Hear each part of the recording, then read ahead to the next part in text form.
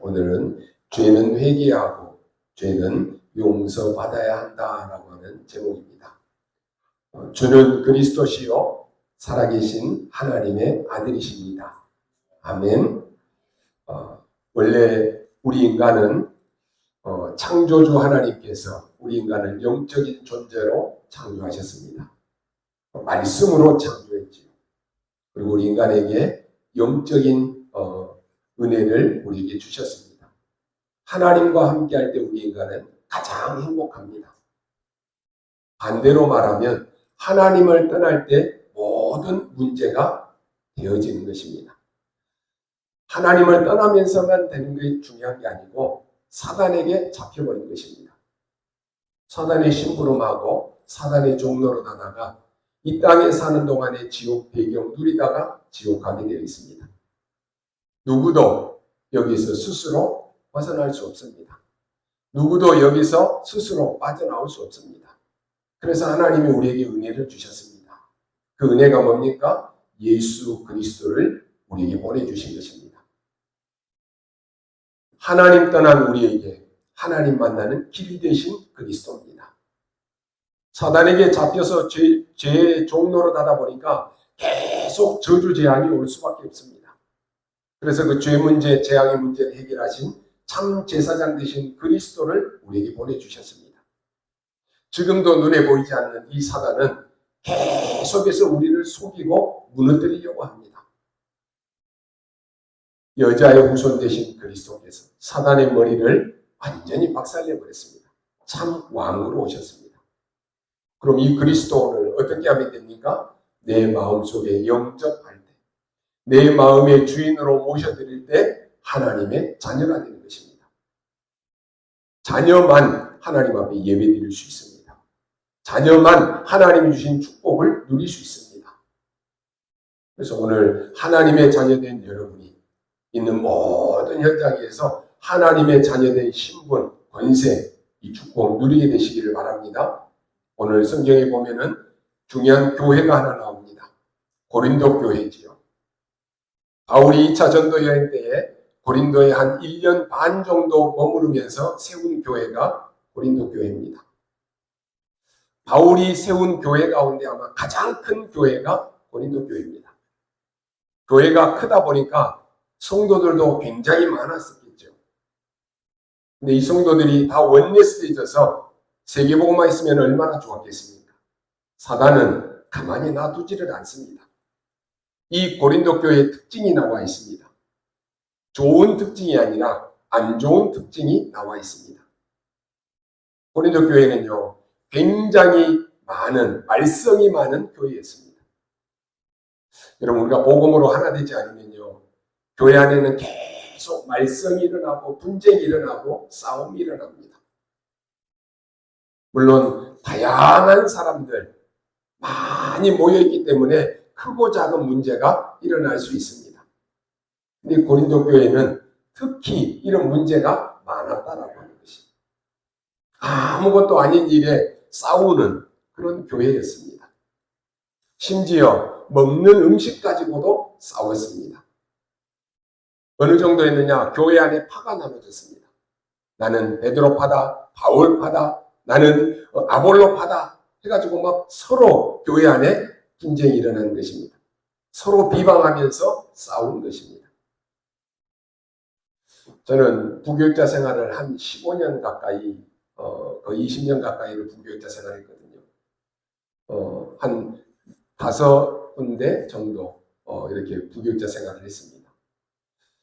어느 곳 하나 교회 안에요. 서로 비방하고 싸우고 이런 교회가 없는 교회가 없습니다. 참 그러면서요, 사단이라고 하는 것은 가장 중요한 것, 교회를 무너뜨리려고 하는 게 사단이 하는 짓이구나. 그것 때문에 교회 떠나는 사람들 많이 봐왔습니다. 그것 때문에 어려움을 당하는 사람 많이 봐왔습니다. 오늘 이 고린도 교회가 그런 교회였습니다. 심지어 은사 문제 가지고도 싸웠습니다. 여러분, 은사가 나는 방언의 은사 받았다, 예언의 은사 받았다, 이래가지고 서로 또 막 싸우는 거예요. 그러니까요, 교회가 얼마나 힘들어지겠습니까? 아니 우리가 하나 되고 원리스트해져서 세계복음하자, 복음운동하자 그래도 될까 말까 하는데 계속 싸우고 분쟁이 일어나고 그러면 얼마나 힘듭니까? 그래서 바울이 고린도 교회에다가 보낸 편지가 이 고린도전서입니다. 왜 이런 많은 문제들이 지금 일어나고 있습니까?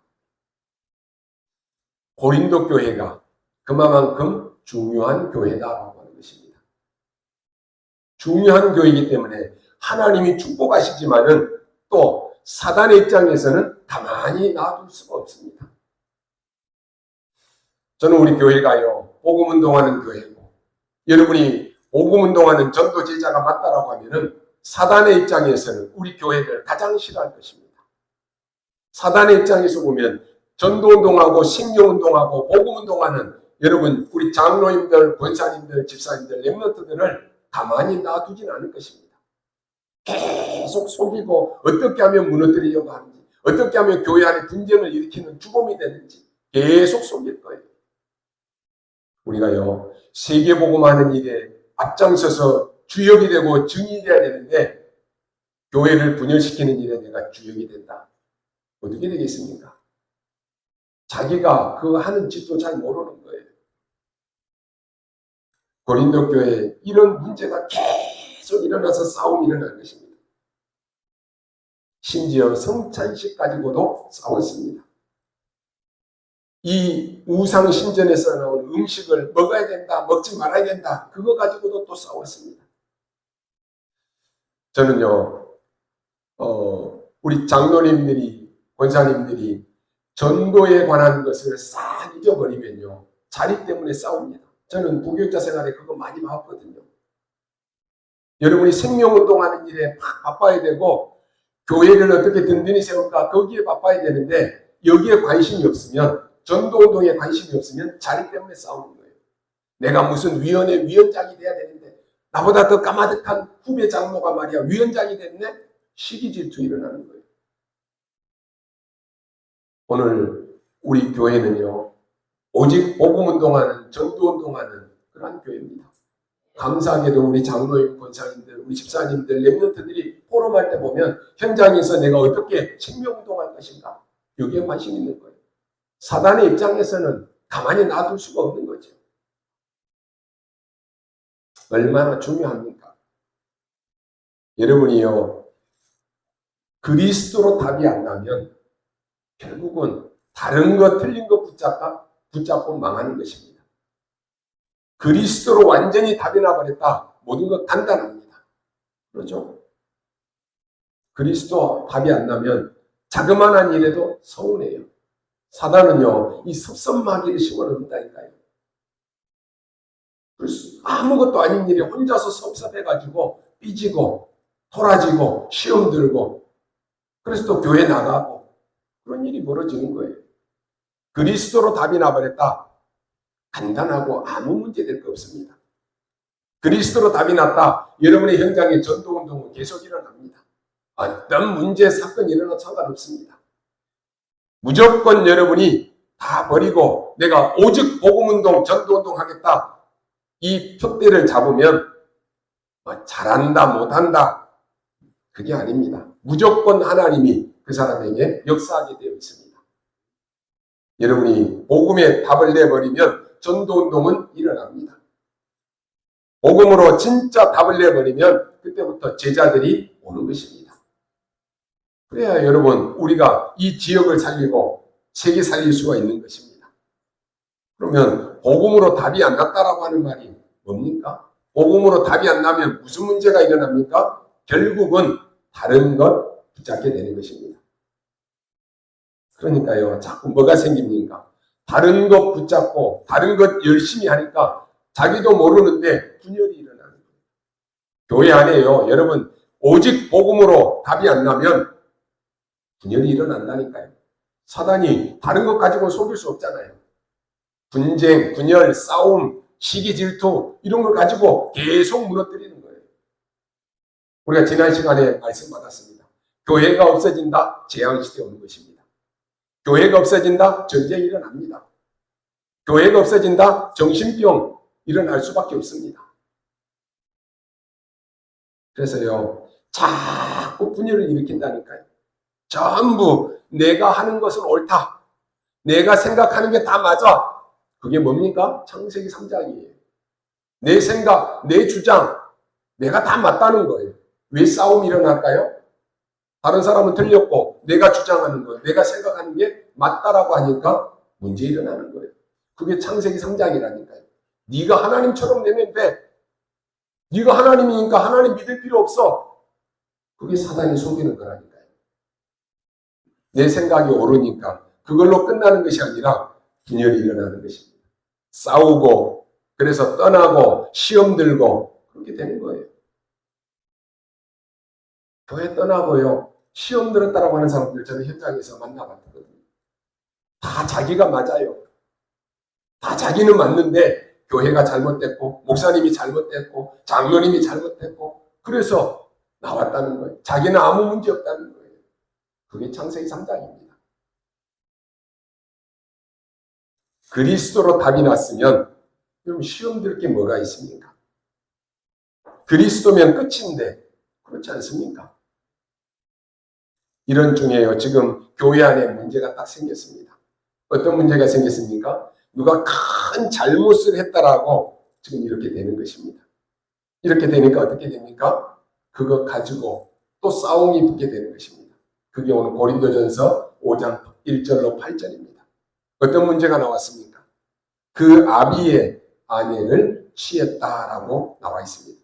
쉽게 말하면 지금 음란의 근친상간에 문제가 생긴 것입니다. 그러니 보십시오. 교회 안에요. 늘 어떻게 하면 싸움을 할까? 그 싸움거리를 찾고 있는데 잘 됐다 싶지 않습니까? 아니 교회 안에 싸움의 주제가 없어갖고 지금 어떻게 하면 싸울까 하고 있는데 주제를 딱 던져주니까 이건 옳거니 하고 그냥 서로 이제 또 분쟁이 일어나는 거예요. 저는 우리 교회가 맨 처음에 개척할 때부터 우리 장로님들, 우리 집사님들, 권사님들에게 부탁을 했어요.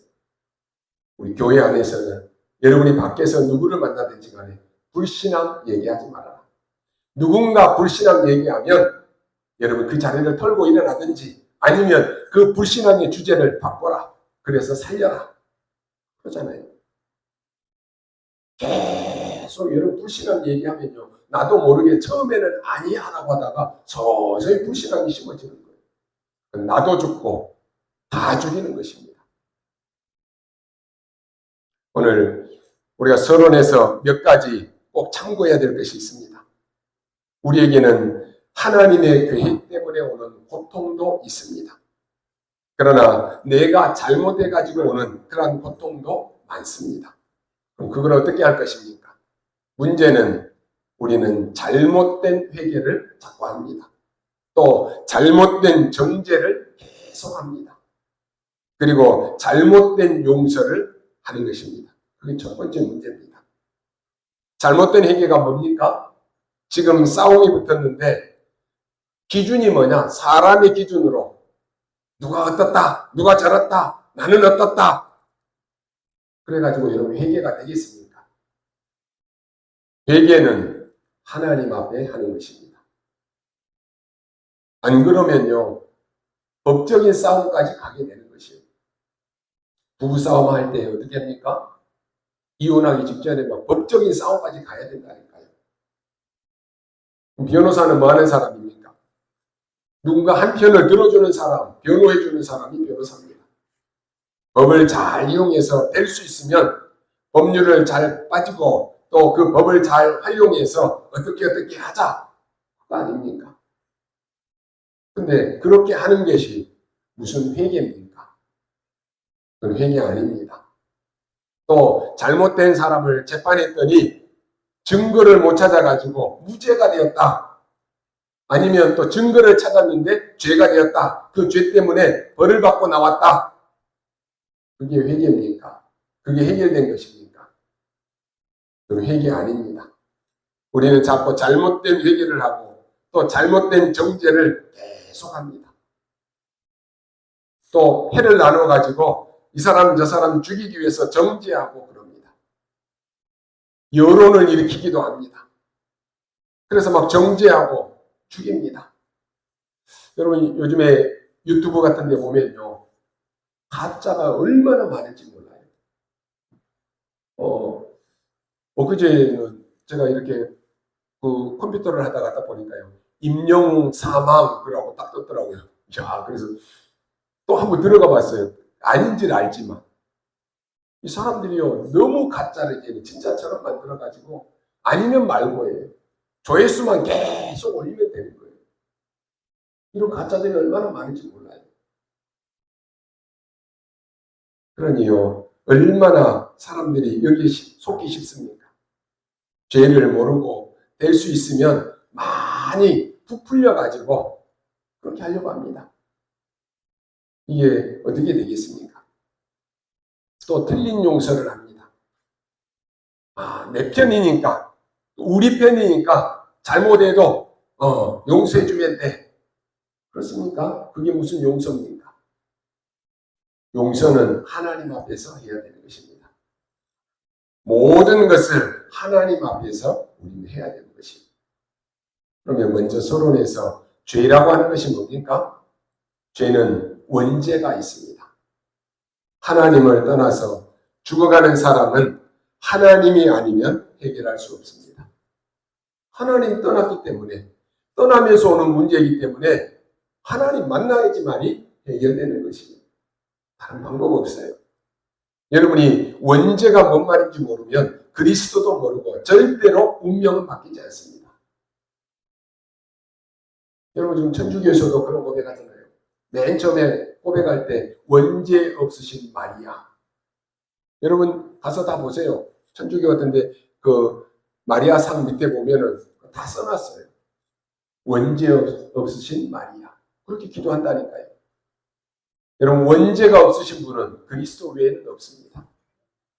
그 죄를 사해 주실 분은 그리스도 아니고는 안 된다니까요. 아니 예수님이 어머니니까. 아니요. 그건 우리 기준이에요. 우리 생각이에요. 그리스도 아니고는 원죄 문제 해결 안 됩니다.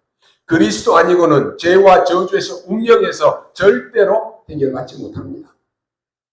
그리고 뭐가 나옵니까? 완전히 이제는 우상 숭배죄에 빠지게 됩니다.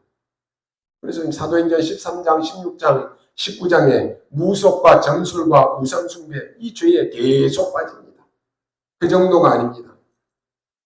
그러다 보니까 우리 개인에게는 이제 불신자 상태 6가지가 계속 오는 거예요. 이 영적인 삶 속으로 계속 들어가는 것입니다. 그러다 보니까 어떻게 됩니까? 타락을 하게 되는 것입니다. 우리가 타락이 뭔가를 이해하지 못하면 그 사람을 건져낼 수가 없습니다. 병원에 가면요, 마약 성분이 든 그 약을 환자에게도 투약을 합니다. 본래 목적은 바로 그겁니다. 마약이라고 하는 게. 그런데 그걸 가지고 매일같이 마약을 투여한다? 마약을 안 맞으면 나는 살 수가 없다? 그게 타락하는 것입니다. 쉽게 말하면 너무 어려움 있는 사람이 견디지를 못하고 잠시 일탈해서 쾌락을 쫓다 보니까 타락으로 되는 것입니다. 어떤 사람은 이 영적 문제에 빠져가지고 나오지를 못합니다. 자꾸 술 먹고 도박에 중독에 그렇게 되어버리는 것이에요. 그게 타락입니다. 그거 안 하면 뭔가 기분이 이상한 거예요. 24시간 그게 늘 생각나는 거예요. 그게 타락입니다. 타락이란 말은 자기를 조절하지 못해서 쾌락 속으로 빨려 들어가는 것, 빠져 들어가는 것, 그래서 죽는 것, 그게 타락입니다.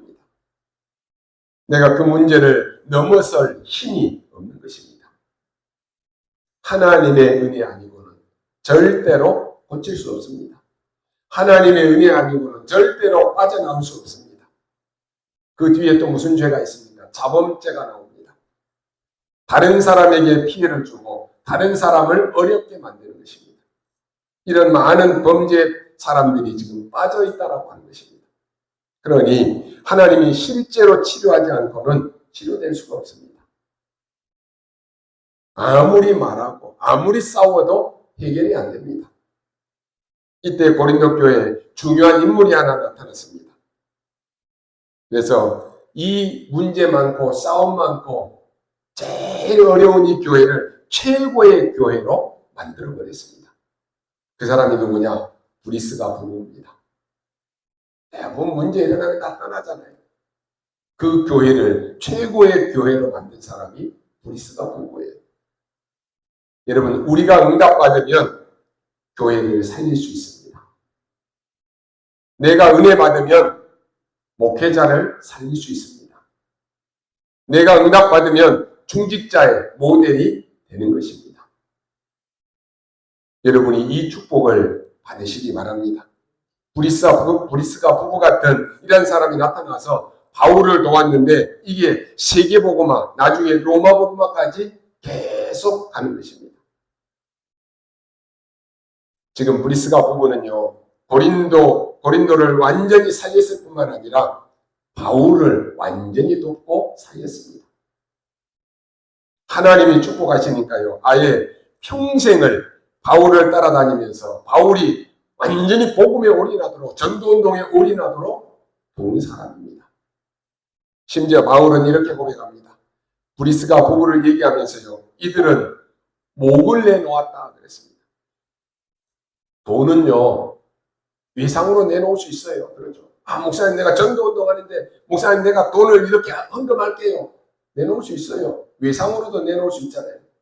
근데 목은 지금 내놔야 되는 거예요. 브리스가 부부는요, 바울의 전도운동을 위해서 목을 내놓았다 그랬어요. 무슨 말입니까?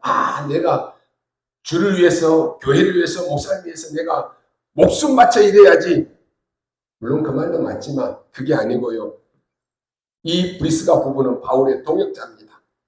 목을 내놓았다 그랬다니까요. 그래서 바울이 이 로마 복음화 하는 데까지 끝까지 일심으로 전심으로 지속해서 도운 사람입니다. 그 중에 어떤 문제 없었겠습니까? 상관없어요. 기록에 보면 바울이 로마에 갔을 때도 같이 갔다 그랬습니다. 그래서 이 사람들의 무덤이 지금 로마에 있다라고 기록되어 있습니다. 여기서 함께 헌신하고 또 함께 수고하고 거기서 죽은 거예요. 오늘 여러분이요, 이 축복을 받으시기 바랍니다. 전도운동하는 일에 많은 문제 있을 수 있습니다. 여러분이 순례자의 길, 전도자의 여정을 가는 길에 많은 앞에 문제 올 수 있습니다. 그때 여러분 사람들의 말 듣고 흔들리지 말고요, 언약 딱 붙잡으십시오. 지금 살아계시고 지금 우리와 함께 하시는 하나님은 우리의 주인 되시고 우리를 인도하십니다.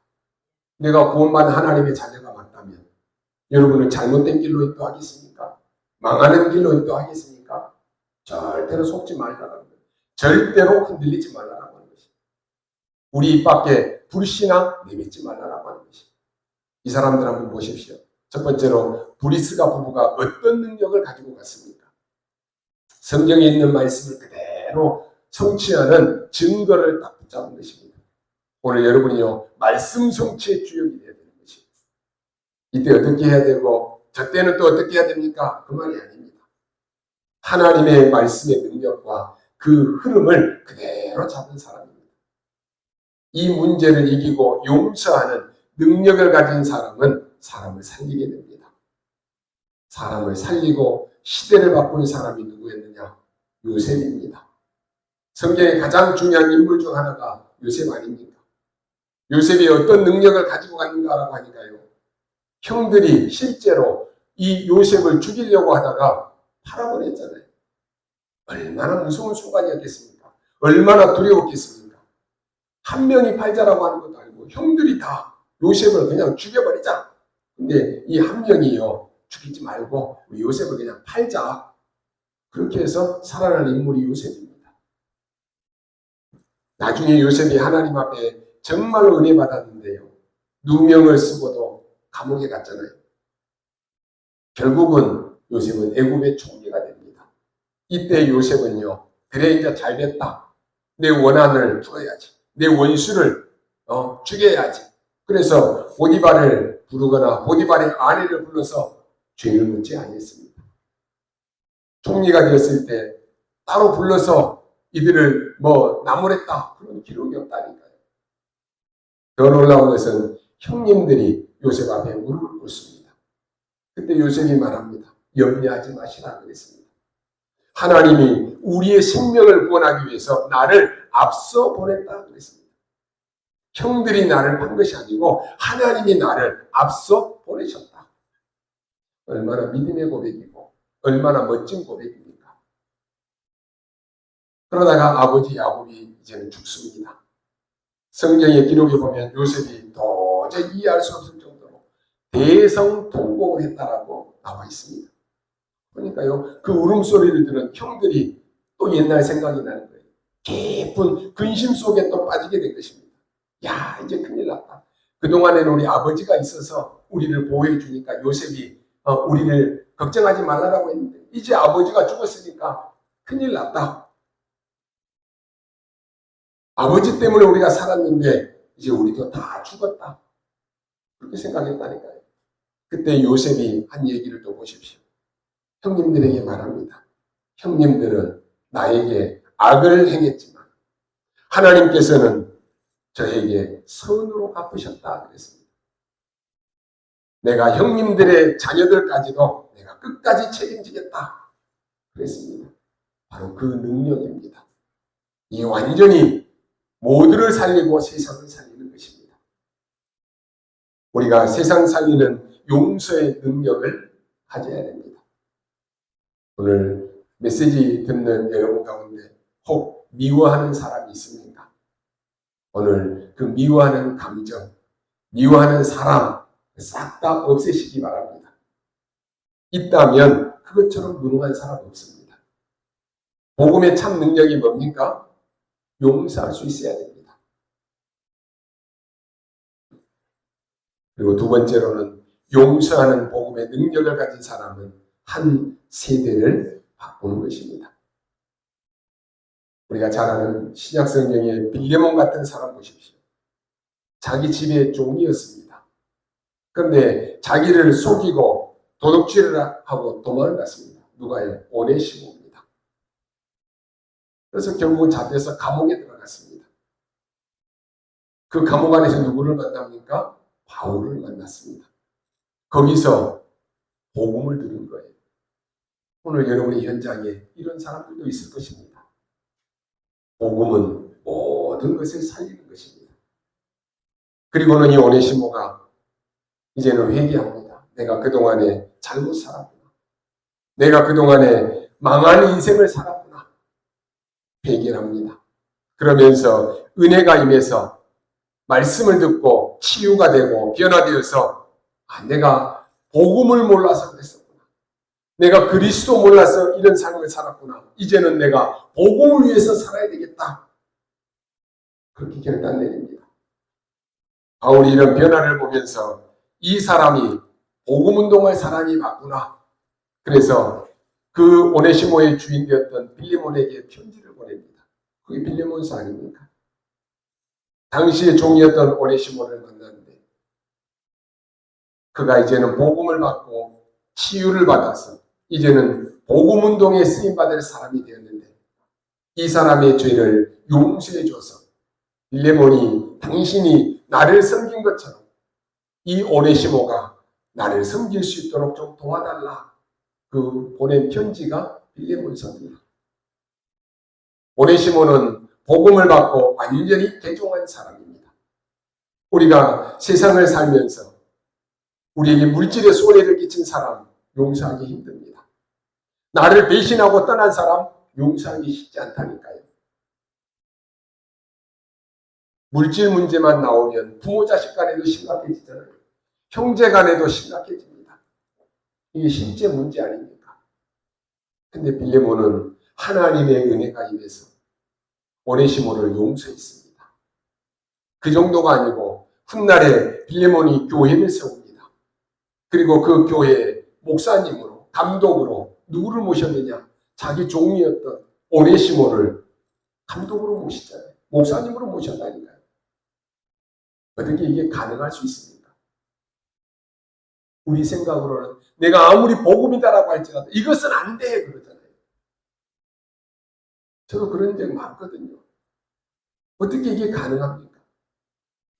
손영원 목사님은 자기 아들을 죽인 그 원수를 자기 아들 삼았다니까요. 어떻게 이게 가능합니까? 그 아들 볼 때마다 자기 아들 생각 안 났겠어요? 저놈이 우리 아들을 죽였는데 원수 아닙니까? 이게 가능한 일입니까? 복음의 능력이, 하나님의 은혜가 특별하게 임한 것입니다. 용서됐다는 말이 뭡니까? 우리가 용서하고 용서됐다는 말은 과거의 모든 죄가 생각이 안 나는 것입니다.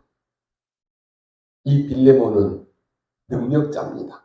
어떤 능력자입니까? 복음의 능력을 가진 사람입니다.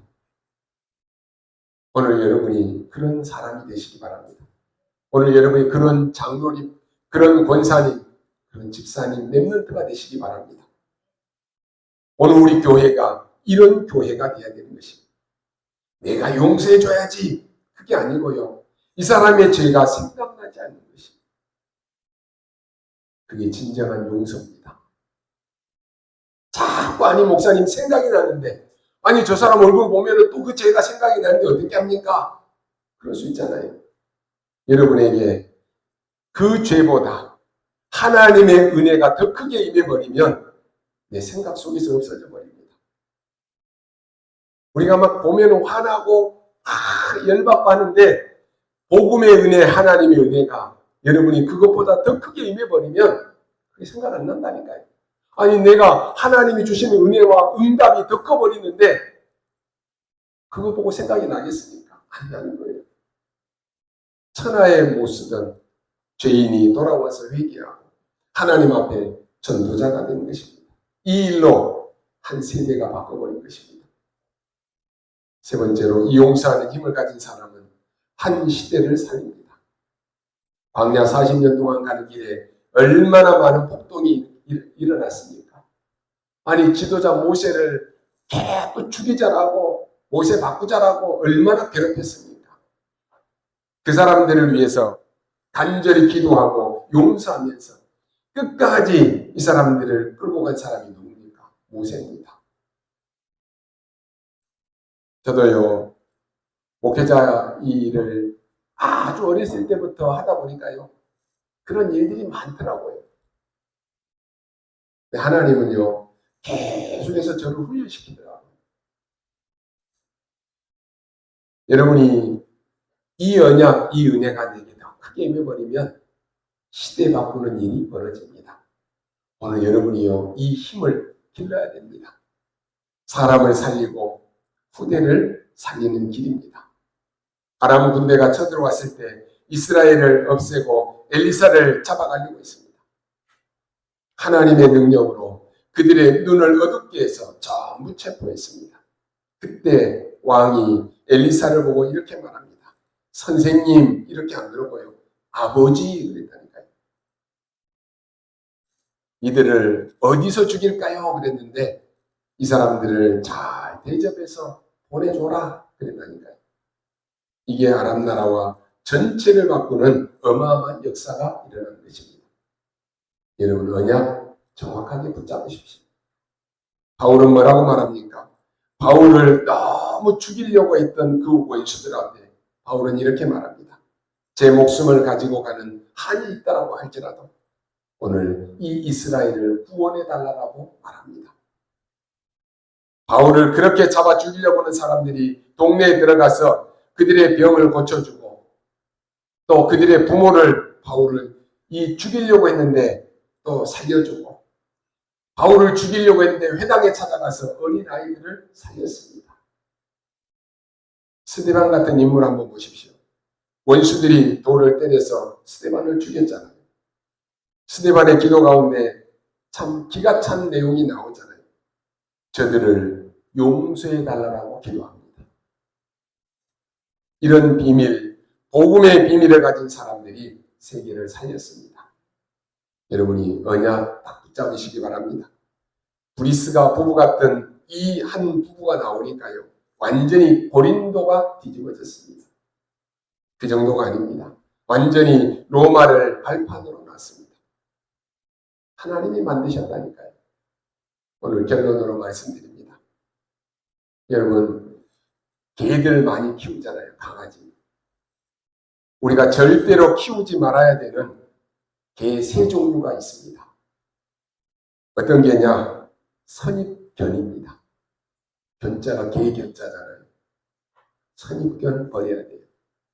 그리고 편견, 참견, 이거 키우지 말아야 됩니다. 선입견이 뭡니까? 미리 내 생각으로 짐작하는 거예요. 아유, 저 사람이 그랬을 것이다. 하고 저 장로님이 그랬을 것이야. 미리서 짐작한다니까요. 짐작만 하면 되는데 이제 앞장서서 하는 거예요. 그제 또 뉴스에 보니까 그런 얘기예요. 미우새에 나오는 김승순가 하는 사람이 그 친구하고 이렇게 이제 같은 배우하고 이렇게 하는데 임신했다더라. 몇 개월째 집에서 산다더라. 미리서 다 생각해버리는 거예요. 선입견. 그렇더라. 여러분 절대로 그거 확인 안 하고는 믿지 마십시오. 편견 뭡니까? 내 생각으로 잘못 생각하는 것입니다. 이제는 선입견이 생기니까 내 생각으로 이제는 그랬을 것이야. 자기가 다 결단돼 버려요. 참견 기다리지 못하고 자꾸 그냥 긁어서 부스럼을 만드는 거예요. 가만 놔두면 해결될 것인데 긁어서 부스럼을 만든다니까요. 왜 사람은 선입견, 편견을 가지고 참견을 합니까? 내 생각이 옳다라고 생각하기 때문입니다. 내 주장이 맞다라고 생각하기 때문입니다. 내 판단, 내 기준이 옳다라고 생각하기 때문이에요. 그러면 그 모든 것이 옳다는 보장이 있습니까? 근데 잘 보면요, 결국은 내 생각, 내 기준, 내 주장은 또 바뀝니다. 여러분, 그 바뀌는 것을 가지고 우리가 다른 사람을 보면 되겠습니까? 그러니까 불안은 점점점 많아지고 분쟁도 점점점 많아집니다. 우리가 사람을 볼 때 하나님의 마음으로 사람의 이 하나님의 눈으로 보면 모든 것이 축복된 것입니다. 우리에게 크고 작은 많은 일들이 일어납니다. 이런 일들 속에 하나님의 선한 계획이 숨겨져 있습니다. 그래서 여러분이 기도하셔야 되는 것입니다. 우리 교회에 237 나라가 오고 5천 종족이 모여드는 이러한 전도운동이 계속 일어날 것인데, 그렇다라고 하면은 아마 내가 사단이라고 할지라도 우리 교회를 이 일에 기도하고 앞장서서 일하는 우리 중직자들을 가만히 놔두지는 않을 것입니다. 정말로 사단이 있다라고 하면은 사단은 총공격을 하고 총공략을 할 것입니다. 어떤 문제를 만들어서라도 교회 안에 분열을 일으킬 것입니다. 분명히 존재하고 있는 이 사단은 생명운동, 전도운동을 하려고 하는 우리 교회와 여러분들을 공격할 것입니다. 여러분의 가정과 산업도 공격할 것입니다. 그럼 우리가 미리 짐작하고 아이고 무섭네, 겁나네 안 해야지 맞습니까? 초대교회는 거기 가면 죽습니다. 거기 가면 직장에서도 잘립니다. 거기 가면 결혼도 못한다니까요. 근데 거기에 120명의 제자들이 모인 거예요. 아무리 공격해도 하나님께서는 복음 가진 소수의 한 명을 가지고도 세계 복음화했습니다. 오늘 이 언약 딱 가지시기 바랍니다.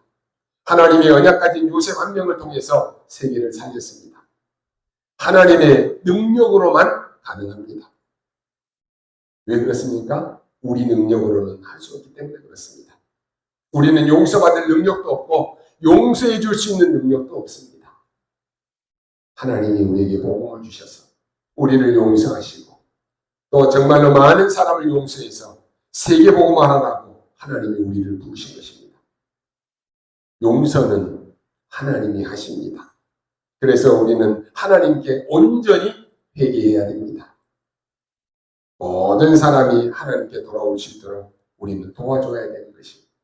그리고 기다려줘야 됩니다. 이게 성경에서 말씀하는 용서입니다. 많은 어려운 사람들이 있을 때 예수님께서는 이렇게 가르칩니다. 몇 번을 용서해야 될까요? 7번 해줄까요? 뭐라고 말합니까? 70번씩 7번이라도 하라 그랬습니다. 그 당시 사람들이 막 싫어하는 세리들, 불량배 같은 사람이고 깡패 같은 사람입니다. 그런데 예수님은 그 세리와 함께 식사도 하셨습니다. 가늠하다가 잡힌 그 여자, 돌을 들고 다 죽이려고 했을 때 벌벌벌 떨고 있는 그 여인 앞에 예수님께서 용서해 주셨습니다. 네 죄를 사하여 준 것처럼 너의 죄도 사하여 달라고 기도해라 라고 말합니다. 그 말을 바꾸면 너는 다른 사람을 용서 못하면 네 죄도 절대로 용서받지 못할 것이다 라고 하는 것입니다. 오늘 그런데 예수님이 가르치신 거하고 또 지금 교회가 너무너무 다릅니다. 하나님이 주시는 언약 가운데 우리는 많은 것들이 있습니다만 가장 중요한 얘기는 이게 바로 세계교회의 문제다라고 하는 것입니다. 우리가 복음화의 능력을 안다라고 하면은 또 내가 복음을 정말로 가지고 있다라고 하면은 이 사람이 잘못했다? 일단 우리는 영원 사랑하는 눈으로 봐야 됩니다. 그리고 이 사람을 진심으로 놓고 기도해 줘야 됩니다.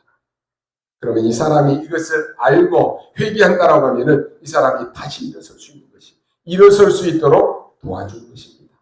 이게 복음입니다. 우리는 하나님 앞에서 결단해야 되는데 교회에는 어떤 사람이든지 올 수 있어야 됩니다. 또 그런 교회를 만들어야 됩니다. 교회는 어떤 사람도 살려야 됩니다.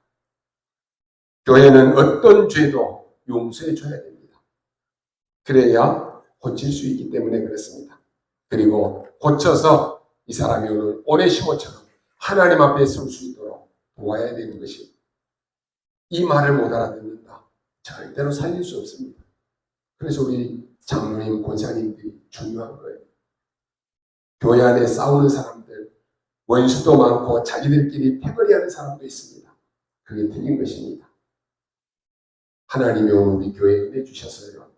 우리 교회 안에 그렇게 패거리 들고 막 불평하고 불신앙하는 그런 사람 없어요. 하나님이 축복하시는 것입니다. 그럼 싸우고 싶은 사람들은요. 막 싸우고 싶으니까 자기들끼리 싸우다가 나간다니까요. 복음 있는 교회는 그렇지 않습니다. 여러분이 하나님의 언약 딱 잡으십시오. 그래서 전 세계 모든 사람에게는 복음이 필요합니다. 정말로 우리 교회가 언약 붙잡고 복음 운동하는 교회다라고 하면은 제자들이, 다민족들이, 병든 자들이 몰려올 것입니다. 그래서 오늘 여러분들이요, 이 언약 딱 붙잡고 그릇 딱 준비하십시오. 그래서 우리는 세상 살리는 교회로, 시대 살리는 교회로 이 언약 붙잡고 이 축복을 여러분이 먼저 누리고 이 축복이 여러분과 후대와 자녀에게 넘쳐나기를 예수님의 이름으로 축원합니다. 기도하겠습니다. 하나님 감사합니다. 오늘 전 세계가 분쟁과 분열과 싸움 속에 있습니다. 오늘 우리에게 살리는 복음 가지고 누리게 하여 주옵소서. 이 복음으로 사람을 살리고 이 복음으로 교회 살리고 이 복음으로 현장 살리고 이 복음으로 우리의 후대 살리게 하여 주옵소서. 우리 교회가 이런 복음 가진 교회 되게 하여 주옵소서. 오늘 하나님 사랑하는 우리 성도들 가운데 연약한 성도들 있습니다. 지금 이 시간 나사렛 예수 그리스도 이름으로 치료하여 주시고 회복시켜 주시며 하나님이 힘을 다하여 주옵소서. 감사를 드리며 살아계신 우리 구주 예수 그리스도 이름으로 기도하옵나이다. 아멘.